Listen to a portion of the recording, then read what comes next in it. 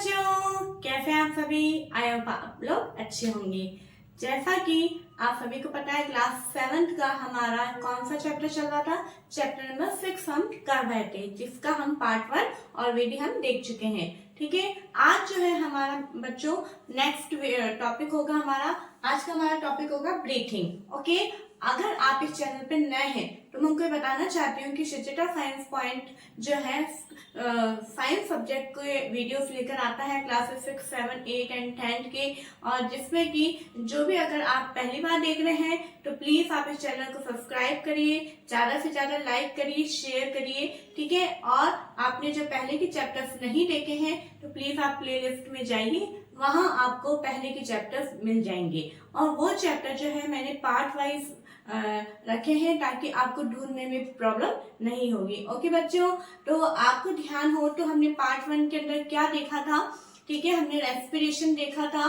Okay, उसके types देखे थे। अगर आपने नहीं देखा है तो प्लीज आप पहले वाली वीडियो देखिए, तभी आप ये वाली वीडियो आपको समझ में आएगी। और अगर आप निरंतर हमारे साथ बने हुए हैं तो प्लीज मैं आपसे कहना चाहूंगी कि आप अपनी कॉपी खोलिए।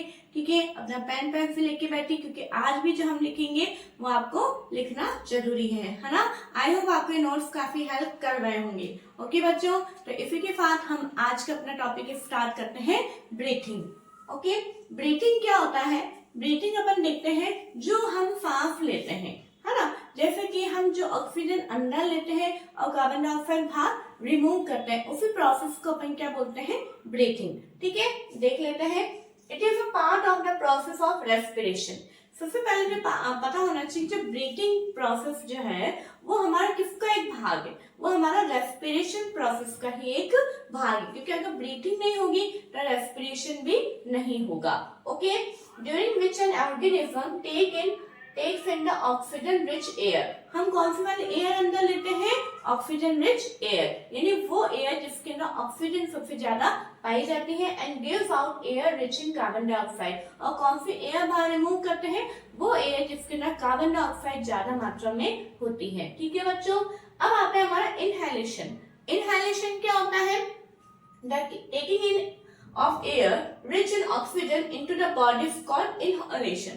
यानी वो प्रोसेस जिसके अंदर कोई भी ऑर्गेनिज्म जो है वो ऑक्सीजन रिच एयर को अंदर लेता है, यानी वो एयर जिसके अंदर ऑक्सीजन सबसे ज्यादा होता है उस एयर को अंदर लेता है, तो अंदर लेना उस प्रोसेस को अपन क्या बोलते हैं, इनहेलेशन बोलते हैं। ओके, एक्सहेलेशन क्या होता है, the giving out of air rich in carbon dioxide is known as exhalation। it means वो प्रोसेस जिसके अंदर जो एयर हम बाहर रिमूव करते हैं उस एयर में कौन सी गैस होती है, कार्बन डाइऑक्साइड गैस होती है, तो बाहर रिमूव करने का जो प्रोसेस होता है उसको अपन बोलते हैं एक्सहेलेशन, और एयर को अंदर लेने का जो प्रोसेस होता है उसको हम बोलते हैं इनहेलेशन। ओके, नेक्स्ट टॉपिक आता है हमारा ब्रीथिंग रेट। आपको समझ में आया होगा कि ब्रीथिंग क्या होता है, और ब्रीथिंग क्या होता है, इनहेलेशन और एक्सहेलेशन को ही हम ब्रीथिंग बोलते हैं।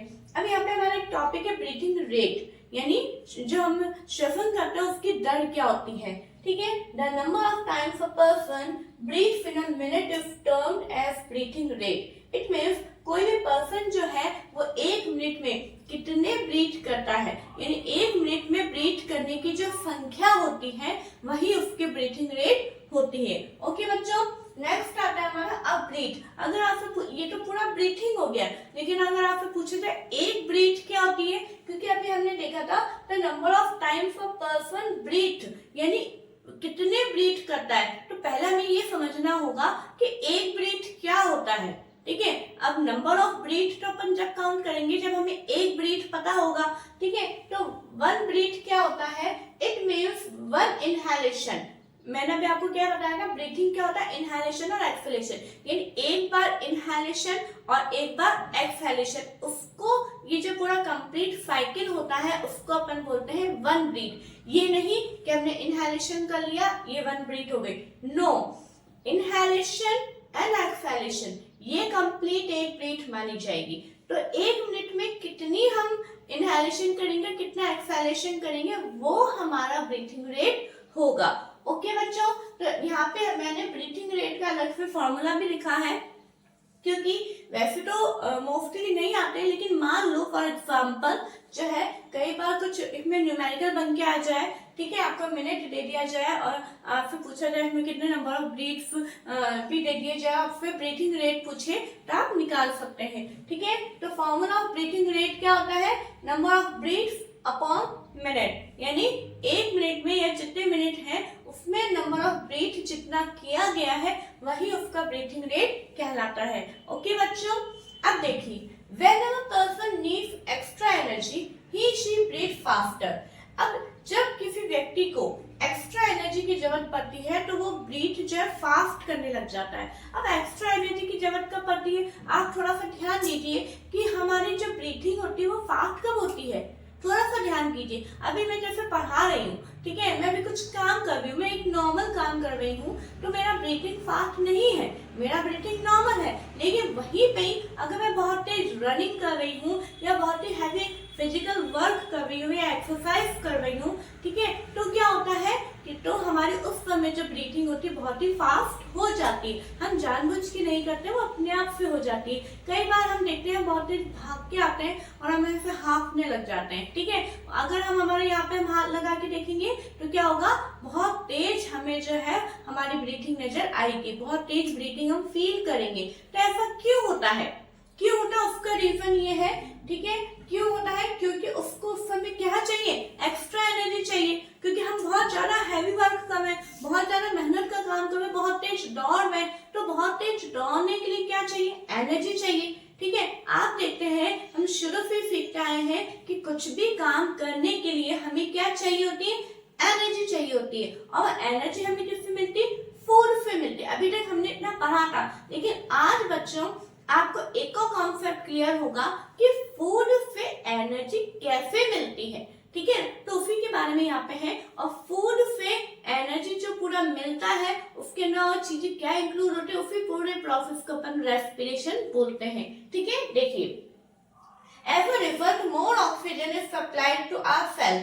तो जब उसको ज्यादा एनर्जी चाहिए, ठीक है, तो क्या होगा, तो हमारी जो बॉडी की जो सेल्स है उसको ज्यादा ऑक्सीजन सप्लाई करनी पड़ेगी, ठीक है। It speeds up the breakdown. और ऑक्सीजन हमें कहाँ से मिल रही है, ठीक है, ऑक्सीजन हमें कहाँ से मिल रही है, जो हम एयर के द्वारा ले रहे हैं, ठीक है। It speeds up the breakdown of food. तो जैसे ही हम ज्यादा ऑक्सीजन हमारी सेल्स को प्रोवाइड कर रहे हैं तो वो क्या कर रहा है कि वो ऑक्सीजन जो है हमारे जो बॉडी में जो फूड है उसको क्या कर रहा है, ब्रेक डाउन कर रहा है ना, ब्रेक डाउन कर रहा है। ब्रेक डाउन करने के बाद में एंड मोर एनर्जी रिलीव्ड, क्योंकि हमें पता है कि एनर्जी हमारी बॉडी में कहाँ से मिलती है, फूड के ब्रेक डाउन होने पे ही एनर्जी रिलीज होती है। तो फूड को ब्रेक डाउन करने में कौन हेल्प करता है, ऑक्सीजन। मतलब फूड प्लस ऑक्सीजन जो है उसमें वहां पे जो एक केमिकल रिएक्शन होती है जिसके कारण जो है वहां पे एक एनर्जी रिलीज होती है और उस एनर्जी को ही हम अपने काम करने में, अपने एक्टिविटीज को परफॉर्म करने में काम में लेते हैं, ठीक है। अगर आपके अंदर एनर्जी नहीं होगी तो आप क्या भाग पाएंगे, अगर आपके अंदर एनर्जी नहीं होगी तो आप क्या एक्सरसाइज कर पाएंगे। तो हमें क्या चाहिए, एनर्जी। एनर्जी लेने के लिए हमें क्या करना है, हमारी जो बॉडी की सेल्स है उसको ऑक्सीजन की सप्लाई देनी पड़ेगी, है ना। ऑक्सीजन की सप्लाई देने के लिए हमारी ब्रीथिंग फास्ट हो जाती है, ठीक है। और फिर उसके साथ में जो हमारी बॉडी का जो फूड होता है वो ब्रेक डाउन होता है ऑक्सीजन की मदद से और वहां पे एनर्जी रिलीज होती है, ठीक है बच्चों। तो यहाँ पे अगर जैसे क्वेश्चन आ जाए कि जब आप हैवी एक्सरसाइज करते हैं या रनिंग करते हैं तो आपकी ब्रीथिंग फास्ट क्यों हो जाती है, तो आपका यही आंसर होगा, ठीक है बच्चों। आई होप आपको ये कॉन्सेप्ट क्लियर हो गया होगा। नेक्स्ट देखिए, an adult human being at rest breathe in out 15 to 18 times. जब हम नॉर्मल है ना, यहाँ पे एडल्ट ह्यूमन बीइंग की बात कर रहे हैं, यानी जो वयस्क मनुष्य है वो नॉर्मल रेस्ट पोजीशन में अगर हम सो रहे हैं तब भी। देखिए बच्चों, आपको मैं बताना चाहूंगी कि जो हमारा ब्रीथिंग प्रोसेस है वो 24 आवर्स इंटू 7 डेज है। ऐसा नहीं है कि कुछ ही समय के लिए होता है, कुछ समय वो रेस्ट कर लेता है। जिस प्रकार हमारा हार्ट जो है कंटिन्यू जब से हमारा जन्म हुआ उससे पहले से हमारा और डेथ तक के टाइम तक हमारा हार्ट, हमारे लंग्स कंटिन्यू काम करते रहते हैं, है ना। तो जब हम सो रहे होते हैं या हम बैठे हैं या हम कोई नॉर्मल भी काम कर रहे हैं तब हमारा ब्रीथिंग रेट कितना होता है, ठीक है। ब्रीथ हम कितना करते हैं, 15 to 18 टाइम्स, यानी 1 मिनट की बात हो रही है यहाँ पे पर मिनट। अगर 1 मिनट में हम कितनी बार करते हैं 15 to 18 टाइम्स, ठीक है। बट ड्यूरिंग हैवी एक्सरसाइज, परंतु जब हम बहुत ज्यादा फिजिकल वर्क करते हैं, हैवी वर्क करते हैं, हैवी एक्सरसाइज करते हैं, तभी कितनी हो जाती है ब्रीथ 25 पर मिनट। ओके बच्चों, तो आई होप आपको ये टॉपिक समझ में आया होगा कि ब्रीथिंग क्या होता है, इनहेलेशन क्या होता है, एक्सहेलेशन क्या होता है, ब्रीथिंग रेट क्या होता है, ये सारी चीजें। ठीक है बच्चों, देखिए मैं एक बात ही कहना चाहूंगी कि मैं एक ही टॉपिक को जो मैं समझा चुकी हूँ तो फिर टॉपिक को मैं बार बार रिवाइज नहीं करूंगी। इससे क्या होता है, वीडियो भी लंबा हो जाता है, मेरा भी टाइम वेस्ट होता है और आपका भी टाइम वेस्ट होगा। इसलिए अगर आपको कोई टॉपिक नहीं आया समझ में तो आप खुद ही वीडियो को वापस दोबारा देख लीजिए, ठीक है। अब मैं चाहूंगी कि आप इसका स्क्रीनशॉट ले लीजिए ताकि आप इसके नोट्स अपनी कॉपी में लिख लें। फिर आगे हम देखते हैं कि ब्रीथिंग प्रोसेस होता कैसे। ओके, नोट डाउन करिए।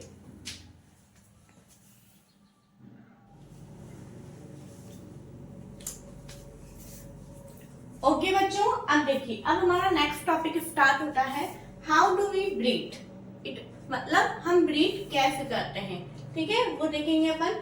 आप देखिए, आपके सामने एक मैंने ह्यूमन रेस्पिरेटरी सिस्टम का डायग्राम बनाया है और साथ में मैंने इसकी मैकेनिज्म भी लिखी है, ठीक है। तो आपको सबसे पहले मैंने दोनों चीजें इसलिए एक साथ लिखी है ताकि हम जो है डायग्राम भी समझ के चले और थोड़ा सा थ्योरी को भी मैंने शॉर्ट वे में लिखा है, क्योंकि देखिए बुक में तो एज इट इज पूरी थ्योरी लिखी है, लेकिन अभी अपन क्या बना रहे हैं, नोट्स बना रहे हैं, ठीक है। तो नोट्स के अंदर जो पूरे एज इट इज थ्योरी नहीं कॉपी की जाती है, शॉर्ट में लिखा जाता है, ताकि जब हम एट ए टाइम एग्जाम से थोड़ी देर पहले, एक दिन पहले जब हमें रिवाइज करना होता है तो हम उन नोट्स को शॉर्ट वे में हम रिवाइज कर लें, ठीक है। तो इस तरीके से मैंने थ्योरी को भी बिल्कुल शॉर्ट वे में लिखी है। ओके बच्चों, देखिए क्या होता है हमारा ह्यूमन रेस्पिरेटरी सिस्टम यानी मानव श्वसन तंत्र। ओके, तो इसके अंदर ये कहां से स्टार्ट होता है, हमारा नेजल पैसेज से, ठीक है। नेजल पैसेज जो है वो वहां से स्टार्ट होता है। नेजल पैसेज यानी जैसे हमारी नोज है,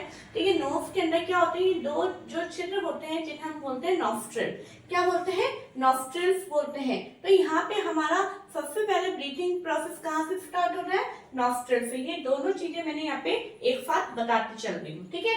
नॉस्ट्रिल जो कि काय के अंदर होते हैं, नेजल पैसेज कैविटी के अंदर प्रेजेंट होते हैं। चाहे पैसेज बोलो चाहे कैविटी बोलो, बात एक ही है ना। अब आप यहाँ पे देखते हैं कि हमारे यहाँ पे नाक के द्वारा, है ना, इन नॉस्ट्रिल जो ये दो छिद्र हैं हमारे, इनके द्वारा हम एयर को अंदर लेते हैं। क्लियर, इतनी बात आपको पता है।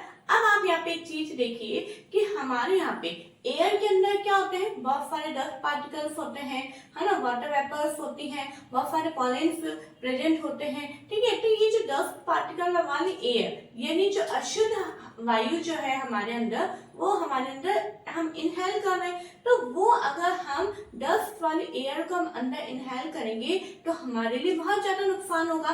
तो इसीलिए हमारी शरीर की जो रचना, जो परमेश्वर ने की है, वो इस तरह से की गई है कि हमारे नॉस्ट्रिल में आप देखेंगे बहुत सारे छोटे छोटे हेयर्स होते हैं, है ना, बहुत सारे छोटे छोटे बाल होते हैं, हेयर्स होते हैं। क्यों होते हैं वो, ताकि जो डस्ट वाली एयर जब हम अपने अंदर लेंगे तो वो वहीं पे ही डस्ट पार्टिकल जो है वहीं पे ही अंदर चिपक जाएंगे। और कभी ऐसा तो नहीं कि कभी हमने इसको साफ नहीं किया होगा, है ना। और इसके अंदर हमारे नॉस्ट्रिल में, हमारे नोज के अंदर एक चिपचिपा पदार्थ होता है जिसे अपन म्यूकस बोलते हैं, ठीक है। पूरी लाइनिंग के ऊपर वो चिपका हुआ रहता है ताकि जो भी धूल मिट्टी के कण होंगे, ठीक है, जो फॉरेन पार्टिकल्स होंगे वो हमारे यहीं पे म्यूकस में चिपक जाए, ठीक है। कई बार आप देखते हैं कि हम बहुत धूल मिट्टी वाला काम कर रहे हैं। अभी अभी हाल ही में दिवाली गई है, सभी के घरों में बहुत सफाइयां हुई हैं, बहुत धूल मिट्टी के काम हुए हैं, है ना। हम देखते हैं जब धूल मिट्टी के हम काम कर रहे होते हैं तो हमें छींक आती है बहुत ज्यादा। क्यों आती है, क्योंकि वो धूल मिट्टी वाले एयर को हमने इनहेल करा तो वो वहीं पे आके यहाँ पे अटक जाते हैं और अब इसको जो है ये क्या होता है, इरिटेट होने लग जाते हैं, ठीक है। इरिटेशन जब हमें होने लगती है तो ये इसको हमारी बॉडी को क्या करना है, इन फॉरेन पार्टिकल्स को हमारी बॉडी से बाहर रिमूव करना है। तो वो कैसे होगा, स्नीज के द्वारा यानी छींक के द्वारा। तो जब हमें छींक आती है तो वो जो हमारे यहाँ पे नॉस्ट्रिल में जितनी भी इम्प्योरिटीज होती है, जितनी भी गंदगी जो होती है वो सारी बाहर निकल जाती है, ठीक है बच्चों, आई होप आपको टॉपिक समझ में आया होगा। और यहाँ पे जैसे कि कहा जाता है कि जब आपको छींक आती है, जब आप स्नीज कर रहे होते हैं, तब आपको अपना जो नाक है, जो नोज है, वो अपने को हैंड के द्वारा कवर करना चाहिए। क्यों? ताकि जो फॉरेन पार्टिकल्स आपने जो रिमूव किए हैं अपने, या फिर वो जो आपका जो पास में जो व्यक्ति बैठा है, वो जब एयर इनहेल करेगा तो उसके पास में ना चले जाए, मतलब उसको इन्फेक्शन ना हो जाए। ठीक है बच्चों, तो आपको ये पता होगा, आप देख रहे हैं मैंने यहाँ पे चार्ट फॉर्म में लिखा है। तो सबसे पहला हमारा ब्रीथिंग प्रोसेस कहाँ से होता है? नॉस्ट्रिल से। ठीक है, नॉस्ट्रिल के द्वारा होता है। उसके बाद में जो एयर यहाँ से इनहेल होती है, ठीक है, एयर यहाँ से इनहेल होती है और सीधा कहाँ पे जाती है? विंड पाइप में। कहाँ जाती है? देखिए मैंने एरो बनाया, मतलब यहाँ से कहाँ जाती है? विंड पाइप में। विंड पाइप यानी सांस लेने वाली नली। ठीक है, समझ में आ गई बात, जिसे हम ट्रैकिया भी बोलते हैं। तो विंड पाइप से जो एयर जाती है, फिर ये कहाँ जाती है? हमारे दोनों लंग्स के अंदर चली जाती है। लंग्स के अंदर विंड पाइप से एयर कहाँ जाती है? लंग्स में। और लंग्स कहाँ प्रेजेंट होते हैं? In chest cavity. ठीक है, आपसे भी पूछा जाए where is lungs in present, है ना? तो लंग्स कहाँ प्रेजेंट होते हैं? In the chest cavity. और लंग्स कितने होते हैं ये भी मैं आपको बता दूं, तो आपको पता होना चाहिए कि लंग्स जो होते हैं हमारे वो 2 होते हैं, यानी 1 पेयर लंग्स होते हैं। ठीक है बच्चों, अब देखिए यहाँ पे आपको दिखाई दे रहा है कुछ चीजें जो आपके बुक में मेंशन नहीं की हुई, लेकिन मैं आपको बता देती हूँ कि ये जो यहाँ पे ट्रैकिया है, वो ट्रैकिया 2 भागों में डिवाइड हो जाती है। आपको दिखाई दे रहा है एक तरफ लंग्स हमें कुछ अलग नजर आ रहा है और एक तरफ अलग नजर आ रहा है। ऐसा क्यों?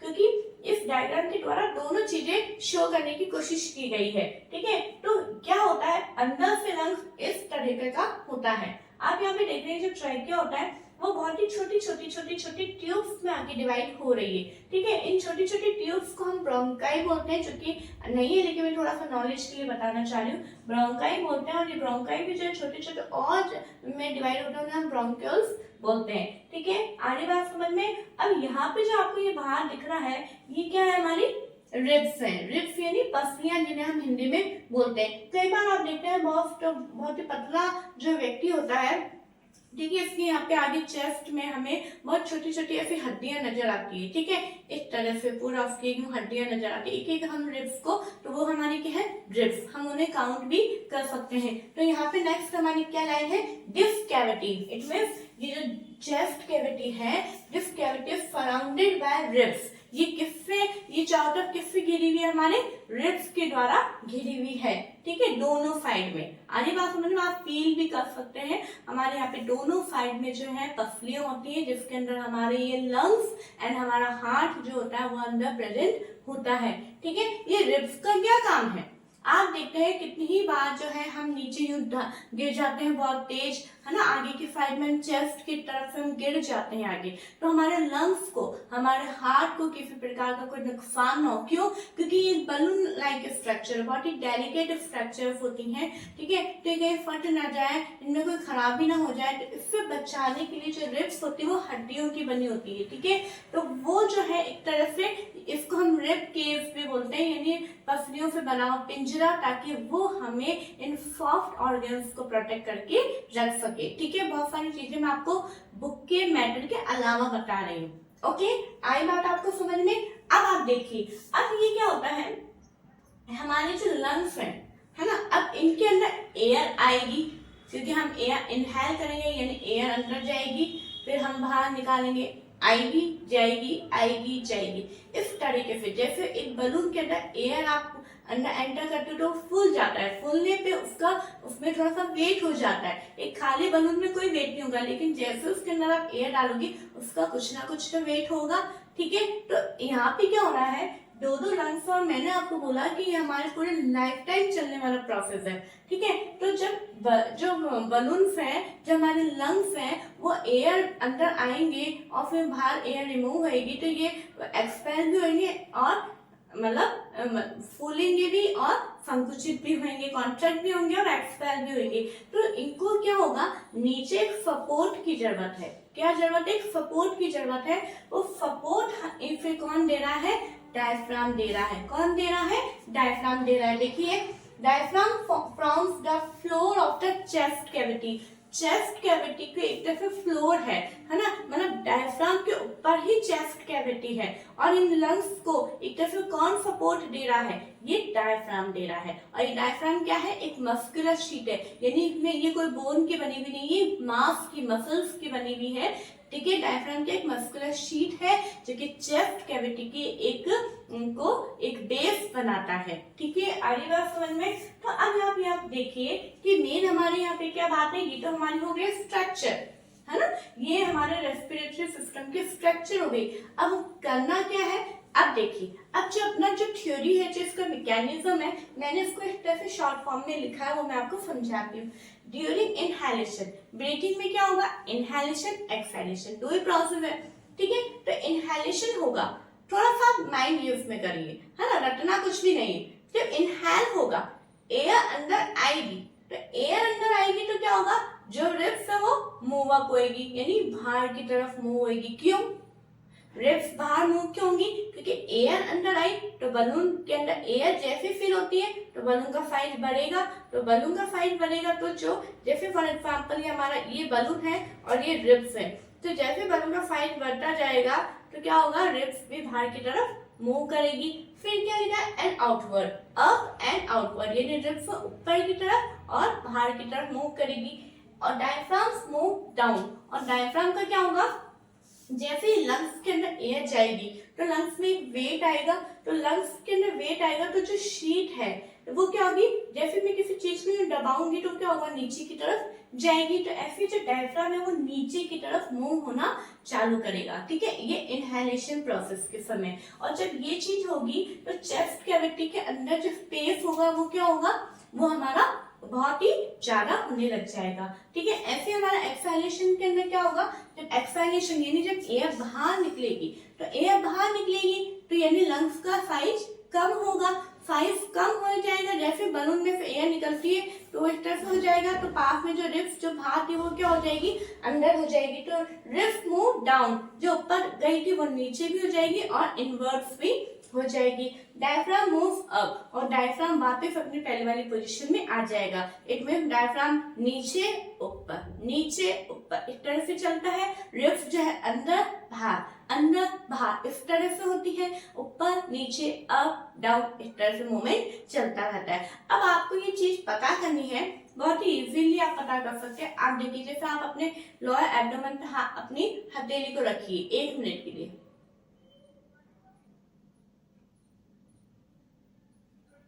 क्या फील किया आपने कि आपका जो है वो अंदर बाहर आ रहा है ना।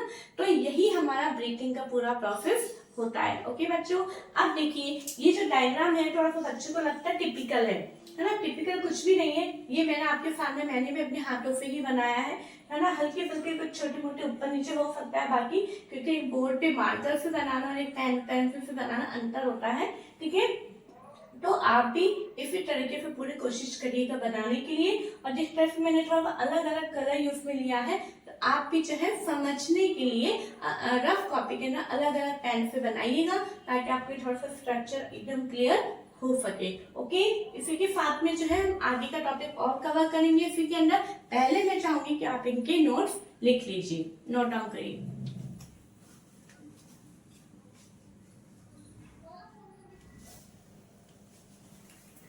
ओके बच्चों, अब देखिए, अब हमारा नेक्स्ट टॉपिक है हमारा ब्रीथिंग के अंदर, why do we breathe out, what do we breathe out. हम जो है ब्रीथ कौन सी बाहर एक्सहेल करते हैं। ठीक है, तो we exhale mixture of gases and some moisture. जो हम एक्सहेलेशन करते हैं उसके अंदर जो एयर बाहर निकलती है वो कौन सी एयर होती है, केवल उसके अंदर कार्बन डाइऑक्साइड नहीं होती है, बल्कि वो बहुत सारी गैसेस का मिक्सचर होता है और उसके अंदर कुछ मॉइस्चर भी प्रेजेंट होता है। अब मॉइस्चर को आप कैसे पता करोगे, आप देखते हैं कई बार हम किसी कांच के ऊपर इस तरह से यू करते हैं तो उसके ऊपर हमें क्या नजर आता है, कुछ मॉइस्चर सा नजर आता है। ठीक है, तो ये प्रूव करता है कि हमारे एयर के अंदर मॉइस्चर भी प्रेजेंट होता है। ठीक है, अब यहाँ पे देखिए कि inhaled air and exhaled air. Okay, तो हम जो एयर इनहेल करते हैं उनके अंदर 21% ऑक्सीजन होता है और 0.04% कार्बन डाइऑक्साइड होता है। लेकिन जब हम एयर एक्सहेल करते हैं तो उसके अंदर ऑक्सीजन भी प्रेजेंट तो होती है, लेकिन कम होती है वो कितनी होती है 16.4% हमारी ऑक्सीजन होती है एंड 4.4% हमारी कार्बन डाइऑक्साइड होती है। ठीक है बच्चों, अब यहाँ पे हम ये देख रहे हैं कि कार्बन डाइऑक्साइड भी इसके अंदर एक्साइल होती है। तो इस चीज को प्रूव करने के लिए हम एक एक्टिविटी करते हैं कि यहाँ पे हमने टेस्ट ट्यूब लिया है, टेस्ट ट्यूब के अंदर हमने कैल्शियम हाइड्रोक्साइड लिया है यानी लाइम वाटर। ठीक है, जिसे चूने का पानी भी बोलते हैं। चूने का पानी जो होता है वो बिल्कुल क्लियर वाटर जैसा होता है ना। इसके अंदर अब जब हम कार्बन डाइऑक्साइड एयर हम डालेंगे, कार्बन डाइऑक्साइड जो हमने एक्सहेल किया है, ठीक है, जो हम जैसे स्ट्रॉ हम लगाएंगे, स्ट्रॉ में हम यूं फूंक मारेंगे, ठीक है, जो हमारी एयर जो बाहर एक्सहेल हो रही है वो हम इसके अंदर एंटर करवाएंगे। तो धीरे धीरे देखते हैं कि ये जो पूरा जो लाइम वाटर था, जो बिल्कुल क्लियर वाटर था, वो कैसे होने लग जाएगा, वो बिल्कुल हमारा होने लग जाएगा, मिल्की होने लग जाएगा। इट मीन्स क्या है, दूधिया टाइप में होने लग जाएगा। ठीक है, बिल्कुल दूध जैसा ही सबस्टेंस यहाँ पे हो जाएगा। तो ये दूध जैसा सबस्टेंस क्यों बना, क्योंकि हम ये जानते हैं कि जब कैल्शियम हाइड्रोक्साइड के अंदर जब कार्बन डाइऑक्साइड एंटर होती है तो क्या बनाती है, कैल्शियम कार्बोनेट। ठीक है, और कैल्शियम कार्बोनेट जो होता है वो मिल्की सबस्टेंस होता है। ठीक है, इसलिए यहाँ पे जो है ये कैल्शियम हाइड्रोक्साइड जो है कैल्शियम कार्बोनेट में बदल जाता है। तो यहाँ पे प्रूफ होता है कि ये जो हमने एयर एक्सहेल करी उसके अंदर सबसे ज्यादा मात्रा में क्या है, कार्बन डाइऑक्साइड प्रेजेंट होती है। ठीक है बच्चों, तो इसी के साथ में आज हमारा ब्रीथिंग प्रोसेस ह्यूमन बीइंग के अंदर यहाँ पे कंप्लीट होता है। ठीक है, नेक्स्ट वीडियो में जब हम मिलेंगे तो हम अलग अलग बहुत सारे एनिमल्स के अंदर रेस्पिरेशन का हम देखेंगे, लेकिन आज ब्रीथिंग का टॉपिक ही हमने यहाँ पे कवर किया है। ओके, और मैं प्लीज आप सबसे हम्बल रिक्वेस्ट करूंगी कि अगर आपको चैप्टर समझ में आते हैं, वीडियो अच्छी लगती है, तो प्लीज आप ज्यादा से ज्यादा शेयर करें, लाइक करें और कमेंट्स में भी लिखा करें कि अच्छा है या नहीं है या क्या है। ठीक है बच्चों, और आपका क्योंकि ये आपका कर्तव्य बनता है कि आप ज्यादा से ज्यादा शेयर करें। Okay, thank you so much.